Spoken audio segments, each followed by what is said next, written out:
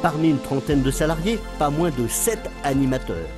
Celles-là, c'est les deux qu'on appelle dufteuses parce qu'elles ont un peu du 2V sur les feuilles. Celle qui sont rugueuses, elle est juste derrière toi, je vais te la montrer.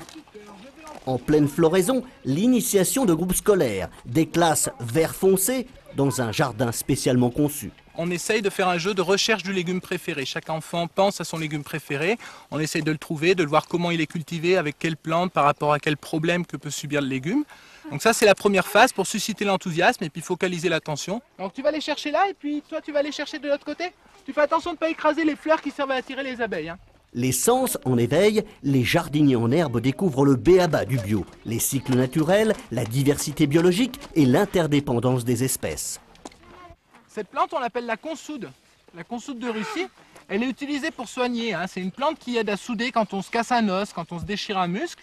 Et c'est une plante qu'on utilise beaucoup en jardinage pour nourrir les pommes de terre. Le message commence à passer. Pour les lapins, on met un fil et avec je sais plus quoi dessus. De l'huile. Ouais, de l'huile. Et comme l'odeur ils n'aiment pas, et ben ils partent vite. On a tout un espace sur les cycles écologiques qui est derrière moi, avec une spirale dans laquelle on fait en permanence des semis de 3 plantes, un radis, une salade et une amarante, pour faire des semis échelonnés et voir la plante à tous les stades, donc de la graine à la graine. Mais n'oublions pas la récompense suprême du jardinier, contempler.